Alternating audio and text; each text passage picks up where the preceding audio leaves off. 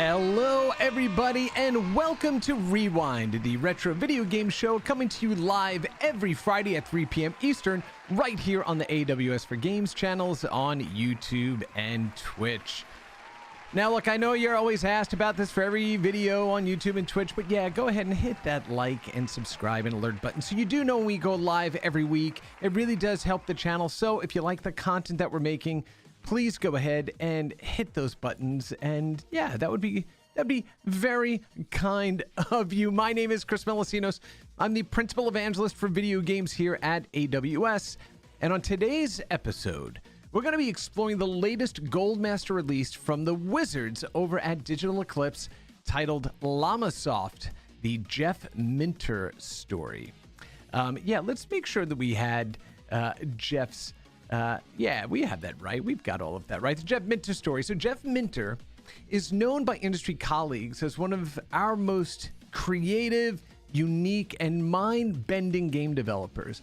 And while his name is less known here in the West, in Europe, Jeff Minter is synonymous with the rise of the bedroom coder in the, in the 1980s. The bedroom coder being this singular programmer who was learning to program computers in their home when they were kids, either in their bedroom or in the basement.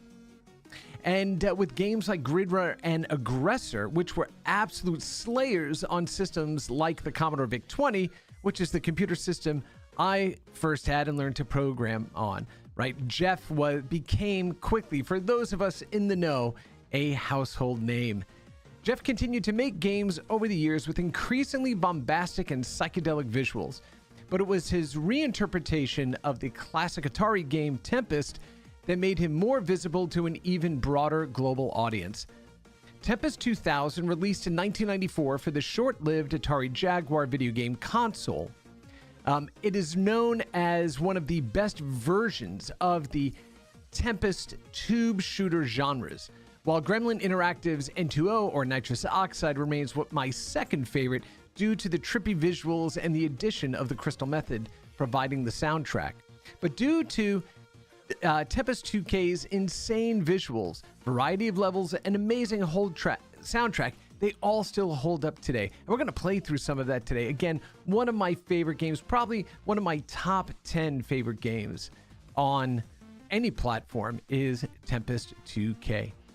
Now, this loving tribute to Jeff Minter, a wholly unique, singular vibe of games, will take us through his history, allow us to sample some of his earliest games, explain his affinity for camels, sheep, and llamas, and demonstrates that singular game designers can still have an awesome impact on the world of video games.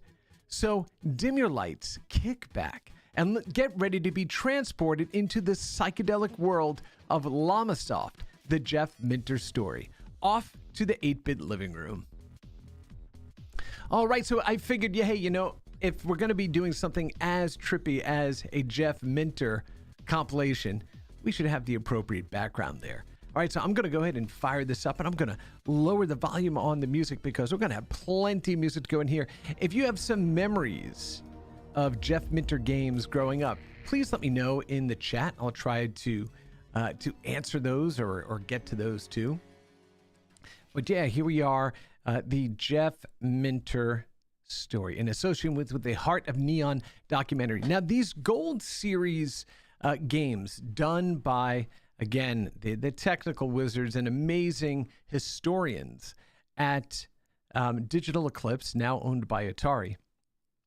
The treatment that we're going to see here was first demonstrated in their Atari 50th release. Oh, here we go. If you load up one of my games, he has a big camel or whatever, you know immediately who has created it. I've always tried to put a bit of myself into my games. He writes them to play them. I love that. But anyway, so they have really locked in on this format, this Gold Master Series format that is more than just the ability to play these games. It is an interactive timeline of whichever subject they happen to be focused on. And this one is amazing. They had the Atari 50th. They had the making of Karateka or Karateka, however you want to go ahead and pronounce it. And now we've got the Jeff Minter story here. So let's go ahead and jump right in. I started playing around with a little bit of it, but then I'm like, you know what? I'd rather go ahead and just wait and share some of it with you also. Oh, just those trippy visuals. And there he is. There is Jeff Minter with his Commodore VIC-20 right there. And we're going to dive into a bunch of this. So the way these, the Goldmaster series are done, they're broken out by chapters. So you get to explore the games, content, and history of each one of the chapters that they've set up. But before we do that, let's also jump in here to the options, because there's a couple of different options in this one that I love. Specifically, well, actually not a couple. The one that I really love is the menu music mode. So again, these Goldmaster series have a really good atmospheric, soundtrack to it. But because this is Jeff Minter, and Jeff Minter's, soundtracks were always trippy. They were always, kind of techno-based or technology-based. You can select his tracks here. So this is the Minter mix. So you have the ambient track or the Minter mix. So these will be the songs from Jeff Minter's collection. So I think I'm going to start off on the ambient track first, but just know that you can flip right into it and basically listen to the music from a variety of his games. Really just amazing. But that can be a bit distracting and a bit overpowering as we go through it. So I'm going to go ahead and move us back to the ambient track. But yeah, so all right, let's go ahead and jump. Well, also, if you see at the top, so you have your options. You have the play games, which will bring up all of the games that are available in this compilation that you're able to go ahead and start playing. We're obviously not going to play through, not even all of them, but we're not going to be able to play through hardly any of them, right, in their completion, but we'll take a look at some of them. And then you also have the gameography in here. So this basically breaks down the games and extracts those pieces out of the timeline, so you can just focus on the games and the information about it, kind of like an expanded directory with a bit of information about the games that you're going to play, or can go ahead and kind of take a deeper look into. So that's new at the top there, the gameography, which I do love. Great addition there. But let's go ahead and take a look at the early years with Jeff. So the llama takes flight. Maybe we'll hear a little bit from Jeff. Let's go play a little bit of that there. And hopefully the mix is right. I think it is. I can't think of Jeff Minter without the word legend in my head. Oh yeah, definitely a legend.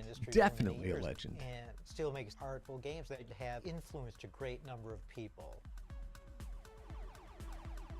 I always found Jeff and his games fascinating because, Jeff was so distinct, and it's just so unlike anyone else.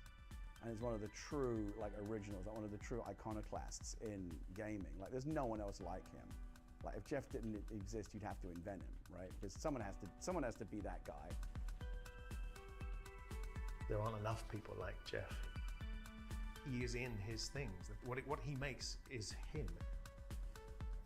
What makes Jeff stand out, and what for me was the whole point of the artistry when I was younger, was this notion that... What I love when they're talking about Jeff, is just how many game developers and people in the industry that he impacted, right, with his earlier games. Not his early games across his entire game development trajectory. He makes out of love, and that's always been present in everything that he does. I think that's just one of the things that makes the games lovely, that makes the games are so integral to Jeff, and Jeff is so integral to the games. Obviously, I was a big fan of Jeff from the 80s. I think he was one of the main reasons I got a Commodore 64 after having a Spectrum. After seeing, I think, Sheep in Space and Revenge of the Mutant Camels. Oh yeah, Revenge of the Mutant Camels. Mm-hmm. Interesting. Attack of the Mutant Camels over here. This lifestyle, cultural choice that he'd made, which was so different to everyone else. Everyone else was just a company or product, and Jeff was Jeff. He was in magazines talking about his life. Yeah, I love that. Jeff was just Jeff. What was different about the way he approached it. He was engaging with people directly, and Jeff was passionate about the art of making games, being himself, and if people like to pay him money to do that, fantastic. The way he dressed, it looked a bit rock starish and hippie-ish as well. Definitely rock star He had hippie. long That's a good hair way to put it. and he dressed a bit like a hippie, I suppose, which I could relate to, because in the 70s I grew my hair long. Well, we weren't called, well, we were known as hairies then. They always had those Peruvian jumpers and the animals in there. Oh yeah, and the long hair and oh yeah, here he is. Here's the hippie. He had like an Afghan coat, little sheepskin on the outside. All right, so I don't want to spoil it all, but that's a little bit of an introduction to Jeff Minter. I love, again, how they lean into the developers that he impacted. Yeah, let me make sure the audio is leveled well here. Yeah, I think we're good. All right, so yeah, this is the town or the place that he grew up in. And what's nice here too, you can zoom in on the images that they bring up here, right? So you can take a look. You know, this is where he grew up, and grew up right across from this atomic weapons research establishment. And he goes in and they go in and talk a bit about what it was like growing up in that space. High scores. Arcade games, late 70s were catnip to young Jeff, right? It's about getting those high scores up there, which I did love as well. Oh, look at that beauty. Look at that beautiful Commodore PET. Oh, so gorgeous. Really, really cool. They talk about his history, you know, kind of where he grew up and how he got into programming and all these things. And yeah, pretty interesting. What was this one here? His brother had a TI-59 programmable calculator that came with a booklet of example programs. He flipped through the calculator programs to find something that looked simple, sat down to write it in Brio, a bit of paper, his first proper code. And is what do you say? Porting a biorhythm program from a calculator language I'd never used to a computer language I've never used. Like, that's what it was about back in the day. And they also have in the collection, you know, the handwritten artifacts from that time, right? Pink Floyd, ELO, Gary Noonan, Sid Vicious, Sop Off, and then code that he hand wrote. So I love that they include all these little bits because it really gives you a sense of, you know, the era of computers and technology at the time and how we went about writing games, you know, back in the day. Really, really cool that all of this is included on there. All right. Let's go ahead and move on. So First Flight, this is a game that he made on the PET. Of course, the Commodore PET didn't have the ability to display any graphics. It could only display the ASCII characters that were in the character set on there. So all the graphics were made just using regular keyboard images there. No graphics as, you know, we would define them today. And let's go and play through one of his first ones. So let's see. The ZX80. We're going to do an episode actually on the ZX81, which was Atomic Sinclair 1000, which was gifted to me by one of my AWS colleagues. We're going to do a whole episode on that. It was his grandfather's machine, and he sent it over to me so we could actually use it to go and do an episode of Rewind. And I'm going to go ahead and actually mod it so we can connect it to a modern machine and clean up the image coming off of it. So that's going to be for a later episode. But okay, D3D. Okay, let's go ahead and, all right, this was a 3D game that he had created. And yeah, let's go ahead and take a look. Very early Llamasoft game. So here we go. The most original 3D view maze program presented by DK Tronics, the leaders in ZX81. You have to remember, this system was so anemic that it didn't have any audio, and it really couldn't produce graphics, right? So you had to create everything out of the character set there. So we're not going to go ahead and read through the instructions. I'm just going to show you a little bit of this. So you can move forward, back, left, or right. And if you take a look at this, you'll notice right at the end of the squares there, you can see it almost looks like you can turn to the left, which you could. So you move forward, and now you would have to go ahead and turn and make your way through this 3D maze, right, to be able to get out of it. So this is super rudimentary. There we go. Crack, because you keep hitting the wall there. Super rudimentary sort of 3D perspective maze. And you can see if I walk right to the wall, I can go left or right here. And so this really required not only some incredible imagination on the part of the programmer, but some pretty incredible imagination on the part of the player, right?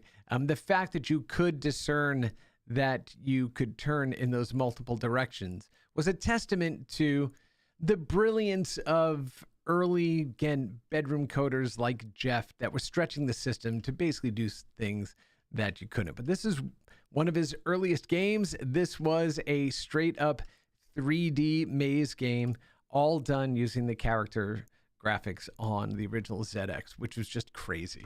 All right, we're not going to go ahead and continue playing that because there's a lot more that we have left to see here. Centipede. So this was also a very common thing to do. Earlier game developers, what they would do is look at games that were popular and they would create versions of them for the home.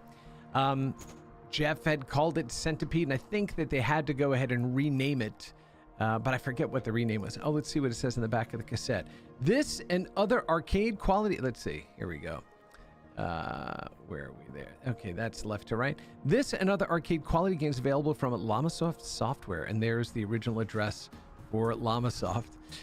Yeah, let's go ahead and jump in and see what Centipede on the ZX 81 looked like. All right, here we go. What speed? Okay, we are going to make that 10, and how many bases? 3 bases a game. That's how many lives that you have, basically. Prepare yourself. And so this is what Centipede looked like on the ZX 81 at the time. As I mentioned, there are no sound effects. There's no audio capability, but it is at its basic level, it is Centipede. Now, you can't move up or down. Your base at the bottom doesn't allow you to move up or down like you could in the real Centipede game.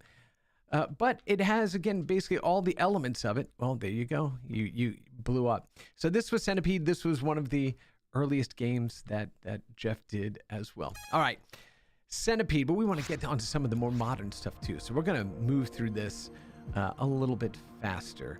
All right, let's go back to the early years and make our way along the timeline here. Again, this is the beautiful thing about these Goldmaster series from Digital Eclipse over at Atari.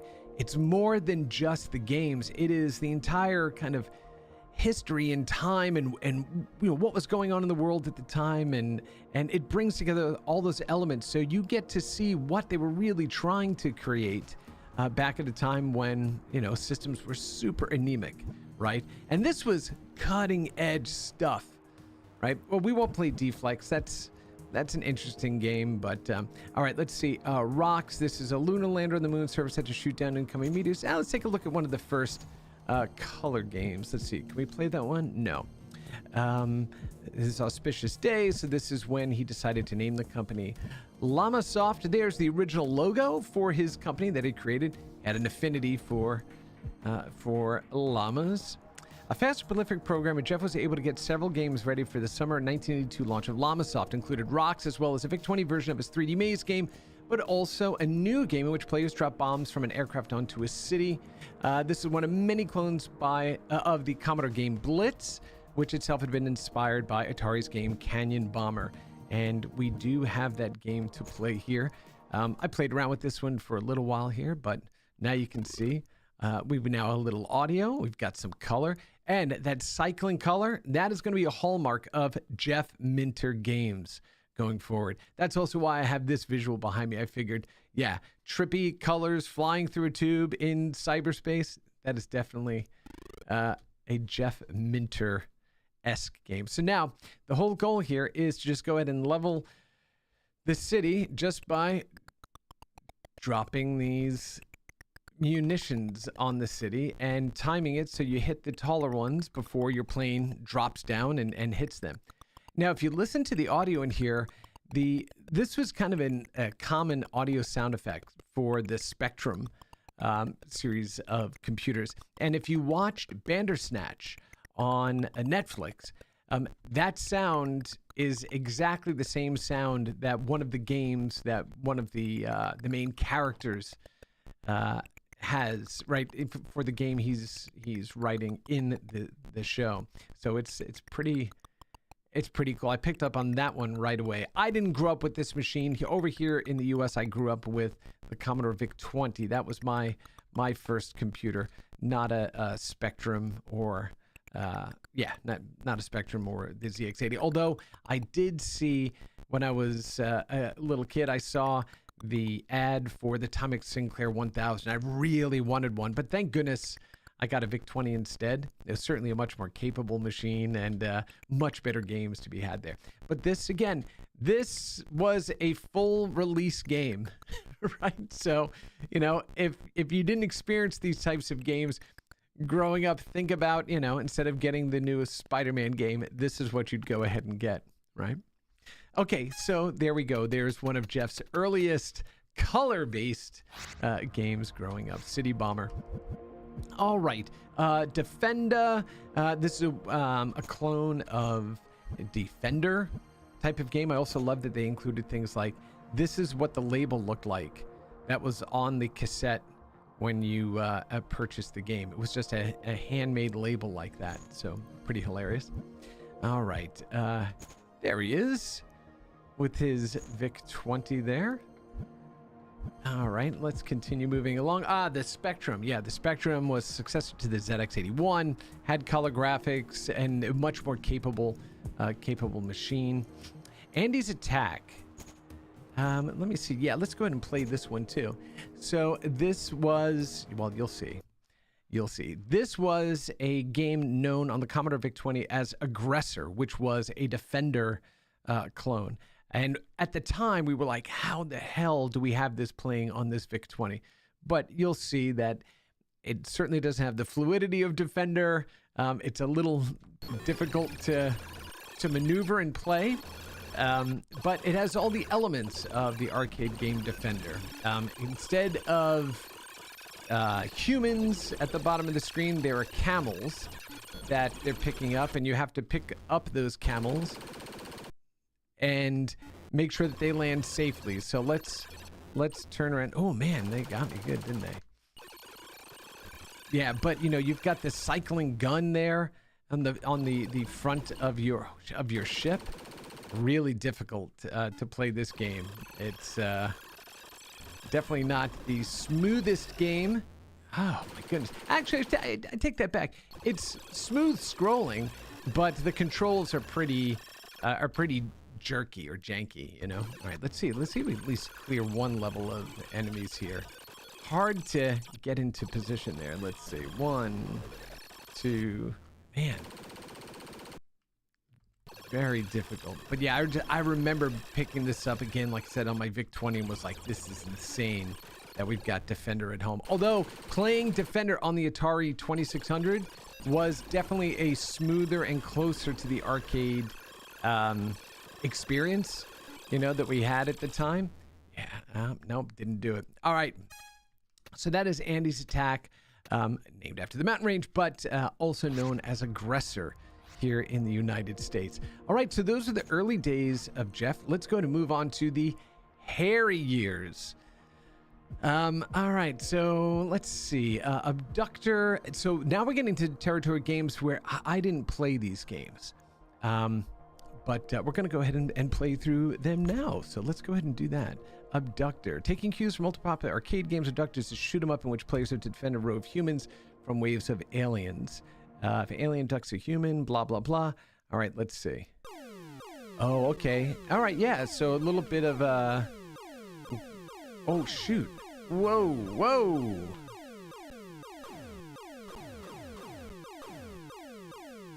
Come on. Oh, and it turns into a bomb, basically. Wow, that is fast. Oh, I couldn't even get over to the side there. That was weird. Oh, because they're coming from the bottom of the screen, too. Man, okay. Yeah, I often, told my kids growing up, like, games were really difficult when we were kids. Partially because most of them were kind of arcade recreations. And so the goal of arcades, right, were to go ahead and take your quarters as fast as they could. Can I hold down the fire button? No, you have to slam that fire button. Oh, yeah, so when they're moving that fast, that's almost impossible. Oh, I do love how the abducted humans turn into bombs, basically. Wow, that is fast, though. Yeah, definitely. I mean, if you like shmups, which is one of my favorite... Oh, shoot. Yeah, look at that. Man, that is a bit... Oh, gosh, man. I'm seeing it right behind you. Okay, that's Abductor for the VIC-20. Woo! Fast game. And again, all these are available in this compilation, right? Woo! Wow. Okay. Good job, Mr. Minter. That was a fast one there. All right, let's see what other ones we have here. Rocks. Let's go ahead and try out Rocks. I don't believe I played this one either. Arcade style game from Commodore 64. Defend your lunar module by firing off rockets to intercept incoming meteors. Too many ground impacts result in an earthquake. Survive 60 meteors for a bonus. And rescued by the mothership. Oh, okay. Here we go. All right. Meteor shower. Let's see. Oh, you know what? Right now, this happened before too. I'm not able to... Okay, all right, hold on. So you basically only have two different vertices in which you can fire, right? Which is angled left or angled right. And then I basically use all of my panics, which are smart bombs, because I was pressing the wrong damn button. So yeah, you want to hit all these before you take too much damage by the ground shaking, and then based on where they are, Moonbase was done in. Yeah, simple, right? Simple game. All right, there we go. There's fart for the score table. So yeah, you know, a simple affair, but you know, that's what we had to play with, right? Back in the day. All right, let's go ahead and see. Okay, now we're starting to get into what I call like the real cacophony of Jeff Minter games. This is Gridrunner, and Gridrunner is, yeah, you'll see. This is a mashup of like Space Invaders and Centipede and just divided attention, and you'll see what I mean here. All right, here we go. So basically, you have to clear out all of the invaders coming down the screen there. Yeah, well, does it have... Yeah, so this one does have rapid fire. So what'll happen is those the lasers on the left and the right, or rather the left and the bottom, where they meet, they create an obstacle that eventually blows up, right? So not only are you paying attention to the enemies coming down, but you're also having to watch out for the lasers being fired by the ships on the bottom and the left side of the screen, and you're having to avoid the obstacles that it throws in your path. I mean, it really is a divided attention sort of thing, and because the resolution is so small, you don't have a lot of room in which to go ahead and move.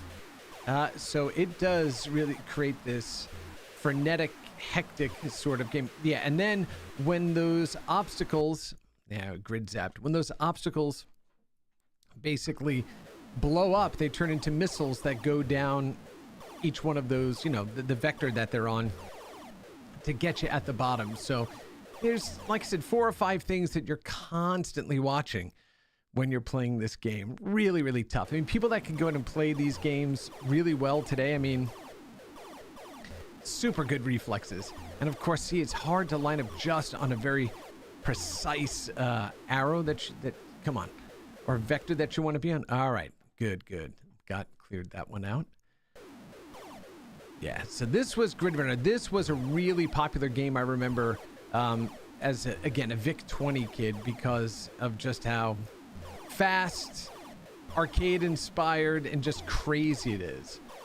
Now they're going to start moving back up. Yeah, absolutely crazy. All right, so that was Gridrunner on the VIC-20. That's the version that I grew up playing. Yeah, really, really cool.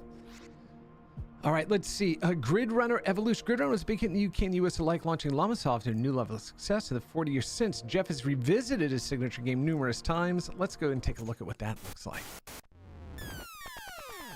Love it. All that trippy psychedelic stuff. So yeah, they've got this guy building on what he's done before, trying new things. I don't think he'll be trying to figure out a formula or a grand design that evolves. It'll all be instinct. His gut will be telling him, I'm going to try this. And then there is that lovely holy moment where it all joins Let's together. go ahead and move forward a little bit. Okay, so there's original Gridrunner, and here he is, Yak, as he's known, talking about his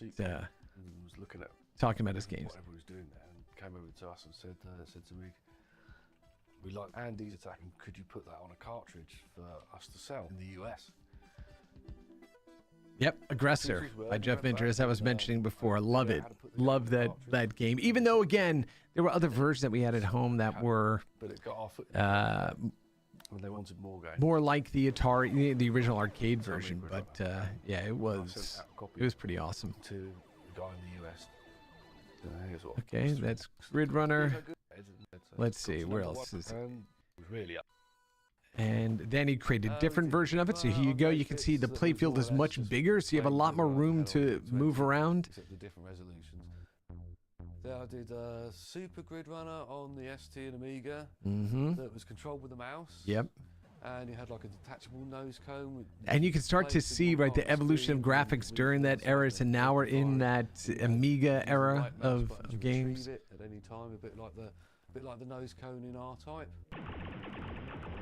Then we had Gridrunner on the... That's his psychedelic sort of treatment, and we're going to look at those as well.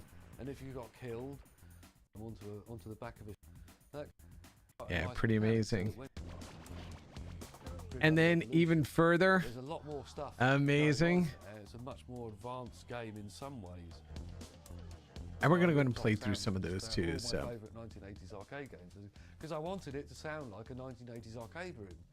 You know that feeling when you walk in and there's just all these sounds going off all around? Exactly. It sound like playing Gridrunner. And that's what I mean when we talk about cacophony of audio. Style of a Namco coin-op, so it needs that same kind of atmosphere around it. Oh yeah, stuff is awesome. All right, let's go ahead and jump into the games, and for goodness sake. Okay, Attack of the Mutant Camels.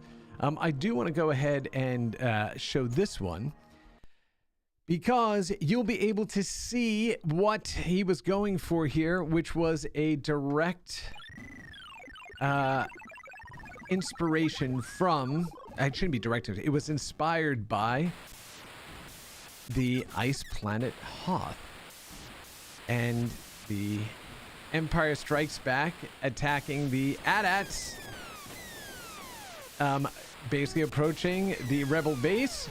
And this game was actually in my Art of Video Games exhibition at the Smithsonian American Art Museum. So this one actually won a popular vote to be included in the exhibition by the public because of how influential it was. Now, there was a version of this game on the Atari 2600 and the Intellivision, and I believe the ColecoVision as well.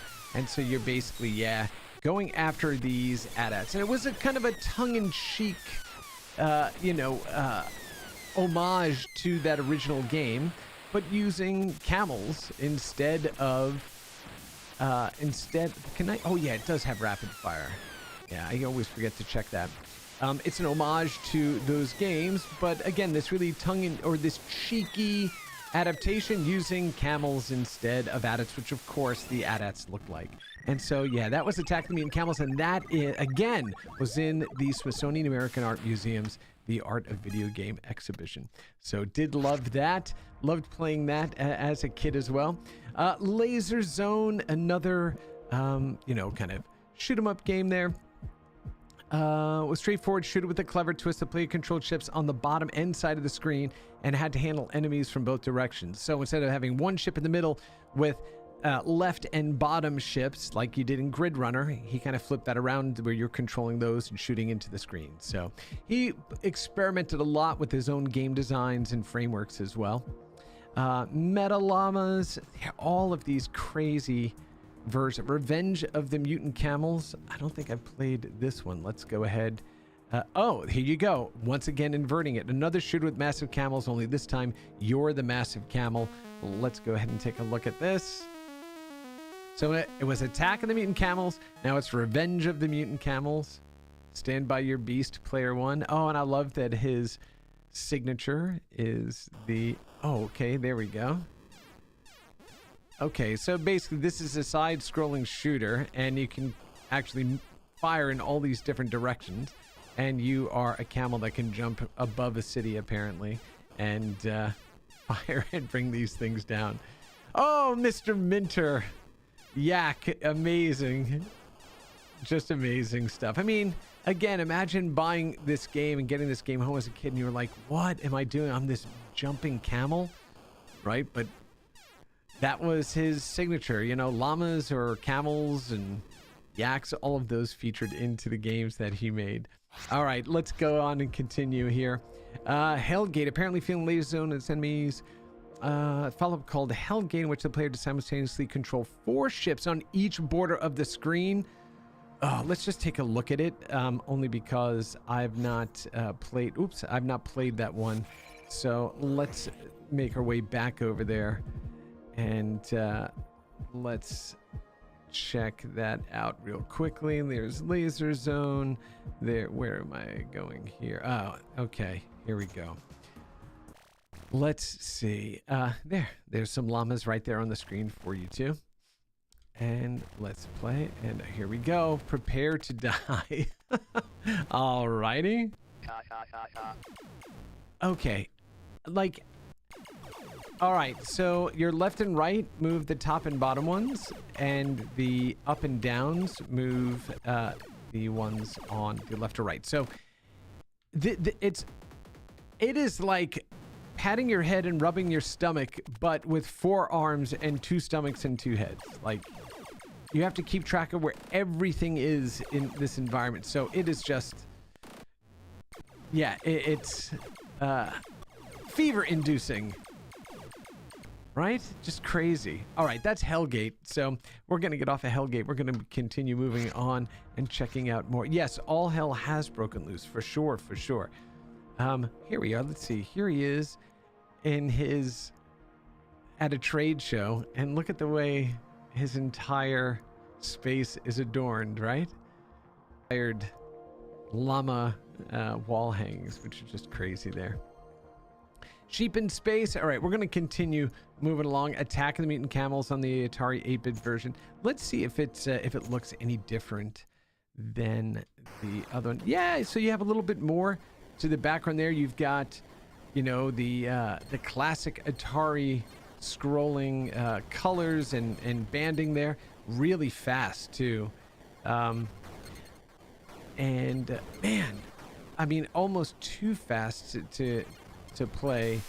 One of the things though that is interesting in playing this, when you turn left or right, it makes your ship move to the opposite side of the screen before you start moving in that other direction, which really ups the ante when it comes to being in danger, right? And possibly, you know, getting killed here. Let's see. Oh shoot, goodness, man, that is fast, yo. Woo. Do I have shield? No, I don't have shields on me. Okay, yeah, and it's also putting out munitions that are following you. Yeah, let's at least see if we can kill one. No? Nope, I got killed instead. All right, yeah, Attack of the Mutant Camels. So you can see with each version, right, of his designs, and as he puts them on more advanced system, he's adding more and more to them. The Llamasoft ad is a platform action starring an anthropomorphic goat. It's unique among Jeff Minter's works. It's not inspired by an arcade game, but by the home computer games, the ultimate play the game later known as Rare. Oh, okay, let's take a look at that one real quick. There we go, strobe effects enabled. Oh, strobe FX enabled. Yes, they are. I have no idea what I'm doing except... Oh, wait a minute. Okay, I see. All right, so what I'm able to do, yeah, see, again, these are all variations on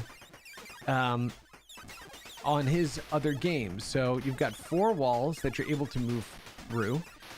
And so as I move the joystick up, down, left, or right, it throws you to the opposing wall to go ahead and get anchored, and then you can shoot from that space. So if I move up, let's see. Yeah, I just got killed because something appeared in the corner there. All right, so now I've got to throw bananas up here at them, right?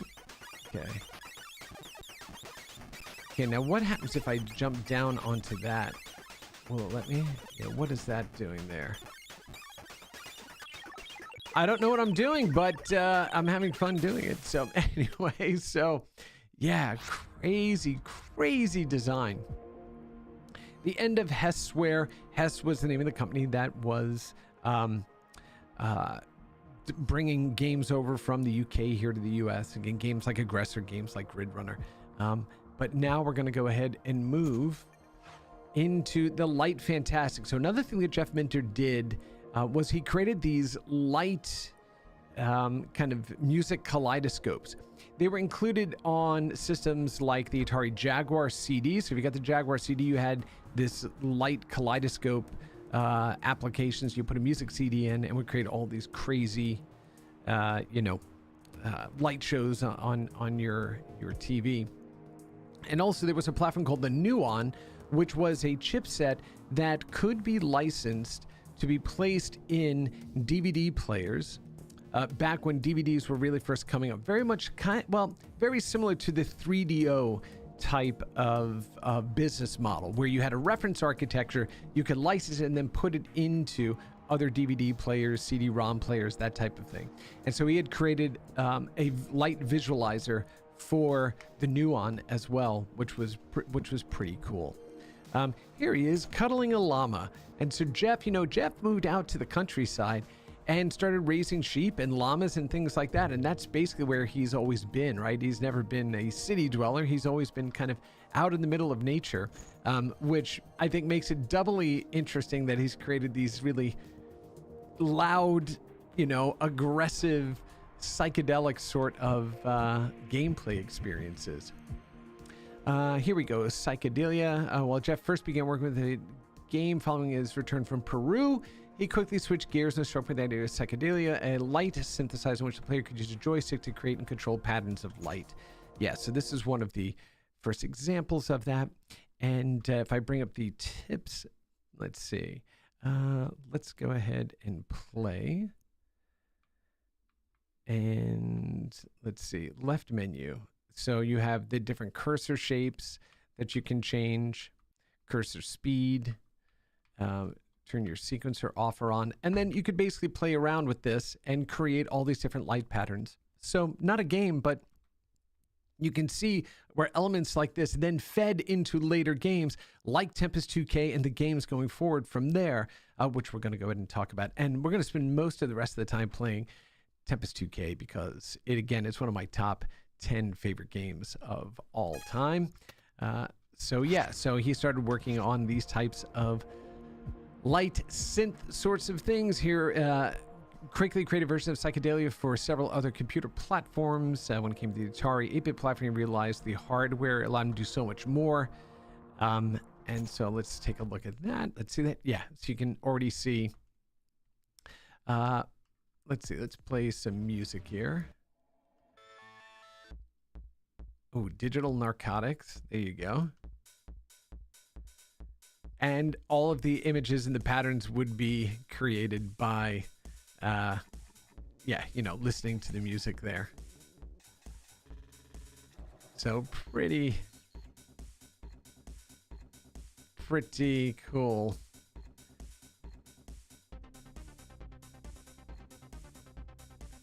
Okay, and we also had another, piece of spam that showed up in the chat over on Twitch there. So just ignore that.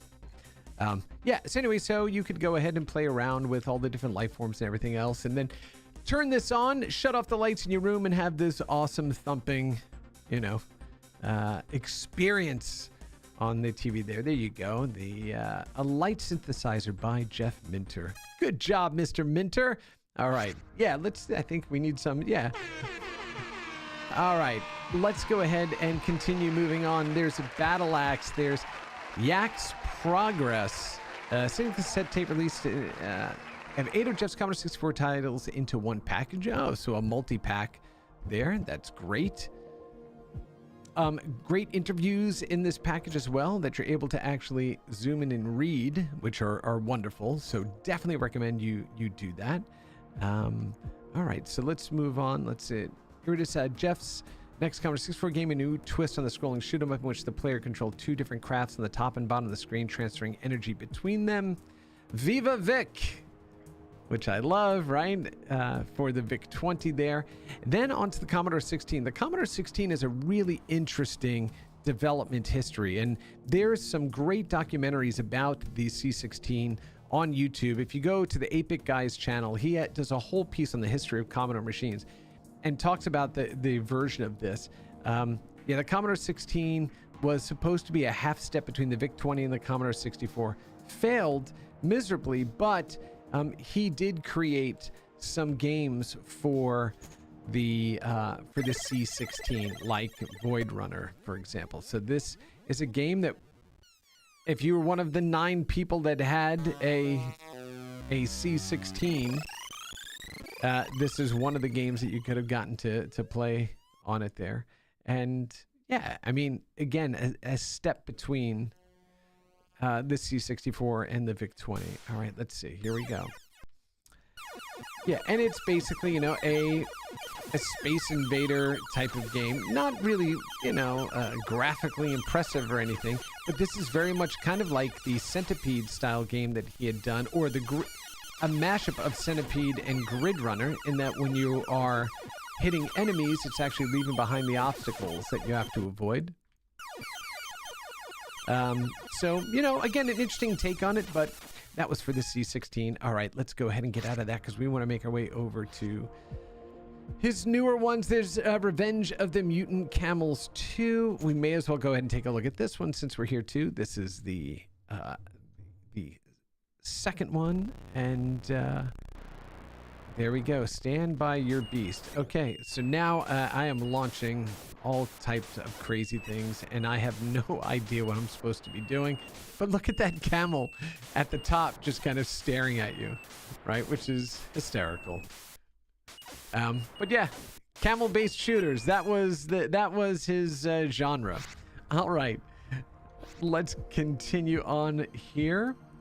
And now we're getting into, again, one of my favorite games of all time. So here was Andy's Attack, again, which was the Space Invaders game, also known as Aggressor in the United States. Speed Gridrunner. All right, so here's where we're starting to see the more advanced versions of his earlier types of games and titles. And let's go ahead and start that up. We're going to press fire to begin. There's the Yak logo. There's Gridrunner. Oh, and I love that the color banding on the side. That's very indicative of the Williams games. Like Robotron 2084, which is my all-time favorite game, including, I mean, look at the scoreboard, right? It could have been ripped right out of that. And yeah, here we go. So now, let's see, difficult to kill. You can see where, you know, the influence of his other games are kind of in these newer ones, but he's taking advantage of better graphics. I think that was literally a toilet bowl that came, I was going to say flowing down. That would have been some excellent wordplay. But no, that was a toilet bowl, it looked like, dropping from the top of the screen there. And somehow I died. Anyway, so there you go. That was one of the more, the later games that he created.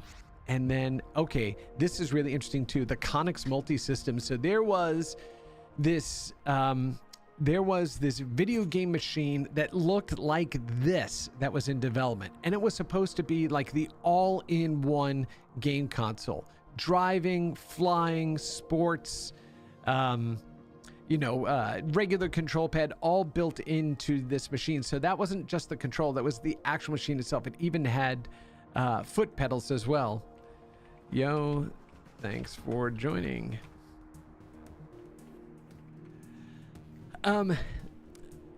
So yeah, really interesting, but it never came out, but I do remember seeing pictures of this in magazines when I was a kid. But again, the amazing folks over at Digital Eclipse were able to go ahead and resurrect some of these games that were being developed alongside the console there, and you get to play it. So this is what the game may have looked like on the Chronicles multiplayer that never shipped, but you have it in here. So you can see this is taking the visuals from some of the camel-based games that you saw and from Aggressor and bring them all together in this single experience, right? Pretty cool. My eyeballs explode with delight, it said. And I think that's a boundary at the end there. So I don't think it wraps around. I think you actually have to go back in the other direction. You do. So you've got a locked play field here. Camel was launched. There's some money you got to pick up. And I got to destroy these camels here. And you got to watch out for the, projectiles coming in 50 directions. But again, in this collection, you get to experience a game for a system that never released, that was basically finished, but never came out. So really cool. Good on you, Jeff Minter and the folks over at Digital Eclipse. It's awesome. All right, let's go ahead and continue cranking through this. Shareware, a lot of its games then started coming out in shareware, and now we are on to the Atari Jaguar. Now, before we jump into Tempest 2K, let me cough here. Before we jump into Tempest 2K, if we look at, do they have this here? Okay, so they'll talk about the later years beyond it. All right, so we're gonna jump straight into Tempest 2K. When this game came out, man, it was unbelievable, absolutely unbelievable at the time. Just the visuals of it were insane. The bonus level in between and the soundtrack. Oh my gosh, the soundtrack. And so I'm actually just going to stop talking about it.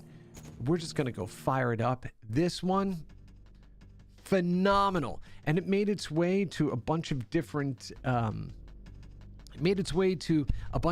systems as well, like the Saturn, the PlayStation, and then other versions as well. There was a version of this on the Nuon. There were additional versions of this that came out for other systems under different names, right down to like TK, I think it's TXK for the Vita, which was incredible on that OLED screen. Yeah, let's just go jump in and play a little bit of this and listen to the soundtrack in this. It's amazing.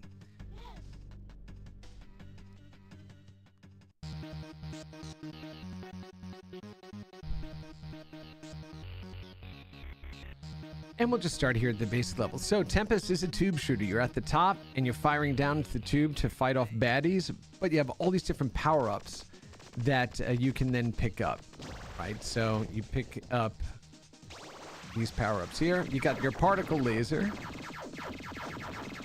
which just fires faster, and you have to make sure you grab all of the power-ups there. So my jump's now enabled, so you can actually jump up off the grid to shoot at enemies that make their way to the top that you weren't able to go ahead and get before. And you can even jump and grab the power-ups off the tube. Now, let's see, this one's probably, okay, outstanding.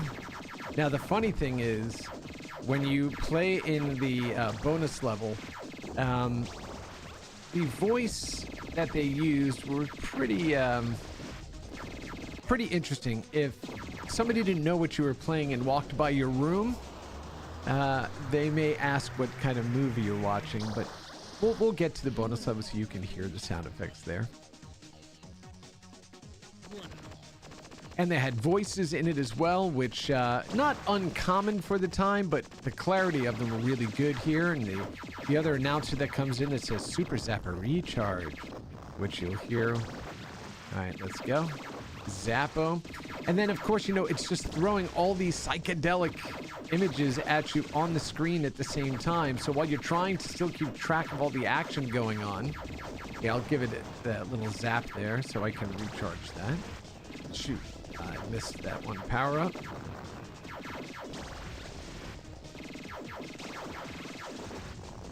And one of the lines from one of the song is, I think it's this one actually. Television is the retina of the mind's eye, which I love, All right, here we go.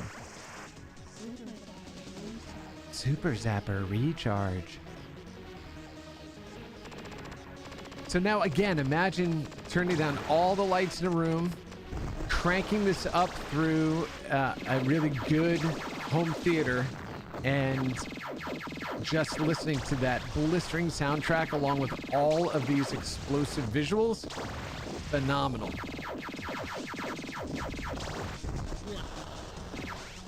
Let's see. Let's see if I can get to the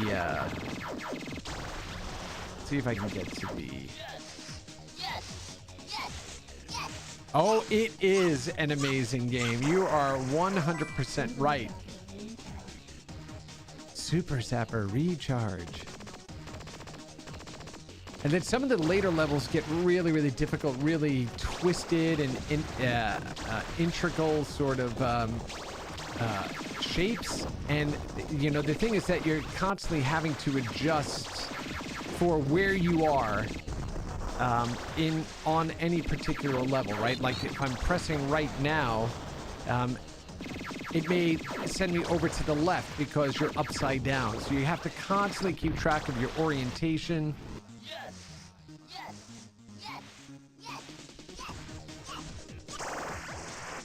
Yeah, absolutely love this one. Shoot, we're not going to have much more time to play this one. But yeah, you know, if you just want to go ahead and make sure that you play one of the greatest games of this genre, this is the collection in which to do it. Actually, you can do that here, or you can also do that on the Atari 50th collection, or you could go ahead and try to source a Jaguar, right, and play it on original hardware. I do have this on original hardware at home and still play it on original hardware, and it is still just incredible. Absolutely incredible. Yeah, your little AI there helps. It certainly does help you. Okay, let's see.